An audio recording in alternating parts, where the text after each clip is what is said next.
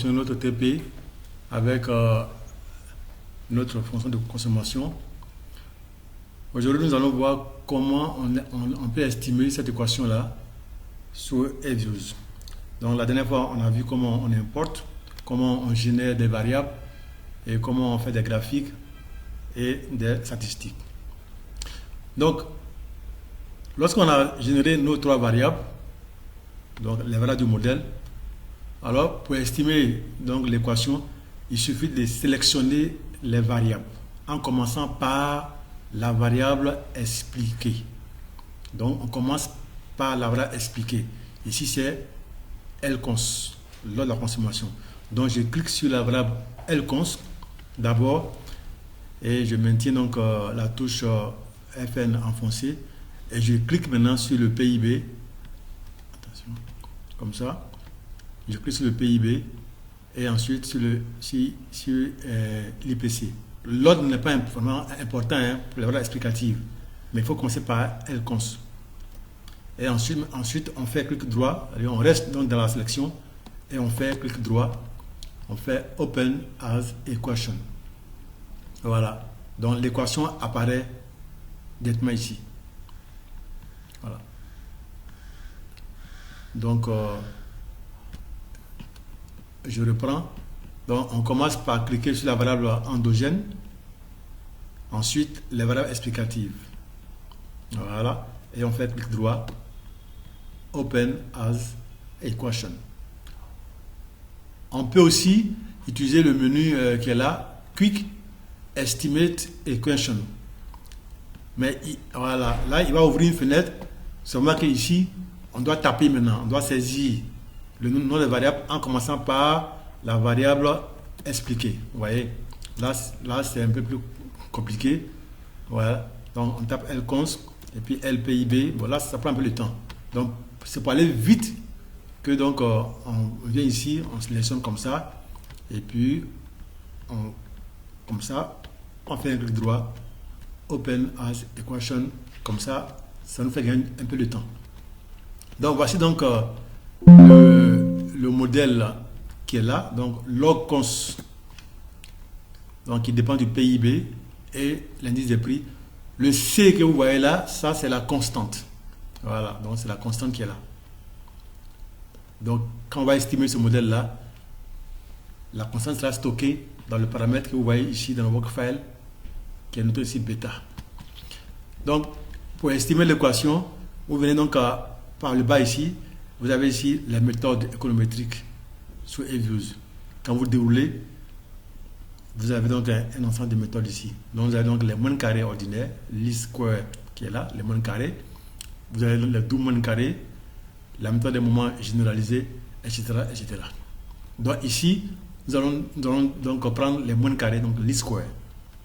Et la période donc d'estimation, c'est de 77 à 2022. Donc ici, on ne modifie pas. Donc vous faites OK pour valider. Voilà. Donc quand vous validez, vous avez donc ces résultats-là. Bien sûr, vous pouvez les enregistrer parce que si on estime toutes les équations, il est quand même bien de les différencier. Donc on fait name et puis bon, on met un nom de notre choix. Donc ici, je mets équation 1. Mais bien sûr, vous mettez un nom de votre choix. Et voilà. Donc voici donc le modèle qui est estimé. Donc la machine rappelle que la variable dépendante c'est Lcons, qui est le log de la consommation. Et la méthode utilisée c'est donc les moyennes carrées. Et la période c'est bien 77-2022 qui font en tout 46 observations. Et ici vous avez les variables donc explicatives. Donc, ici il y en a trois. Il y a le PIB, il y a l'indice des prix, la consommation, et il y a la constante. Et après ça, vous avez les coefficients. Vous avez ici les écarts types. Vous avez ici qu'on appelle les T de student.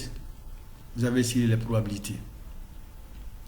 En bas du tableau, vous avez donc des statistiques, dont le R carré, coefficient de détermination multiple. Le R carré ici, et puis sa pression ajustée et d'autres statistiques. Maintenant, une fois qu'on a fini d'estimer le modèle, On va regarder maintenant quels sont les variables, ou du moins les coefficients, qui sont significatifs. Voilà. Donc, pour savoir cela, c'est pas compliqué. Il suffit juste donc de regarder les probabilités. On regarde ici les probabilités.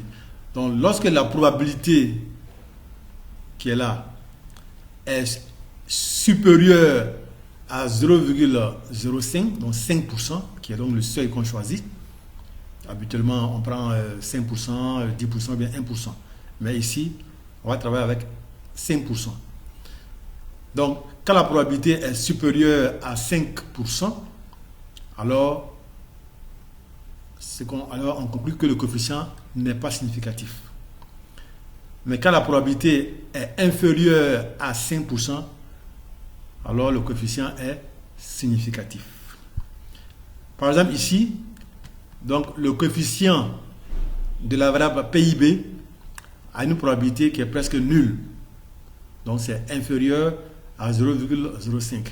Donc le coefficient du PIB est significativement différent de 0. Passons maintenant au coefficient de l'indice des prix. Ce coefficient-là a une probabilité de 0,0924. Cette probabilité-là, on voit qu'elle est supérieure à 0,05. Donc, ce coefficient-là n'est pas significatif au seuil de 5%. Vous voyez bien, 5%. Mais si on va à 10%, il devient significatif. Enfin, la constante a une probabilité ici qui est aussi inférieure à 0,05. Donc, ce coefficient-là est aussi significatif. Donc, voilà donc comment vous devez faire pour savoir quels sont les coefficients qui sont significatifs et ceux qui ne sont pas significatifs. Merci.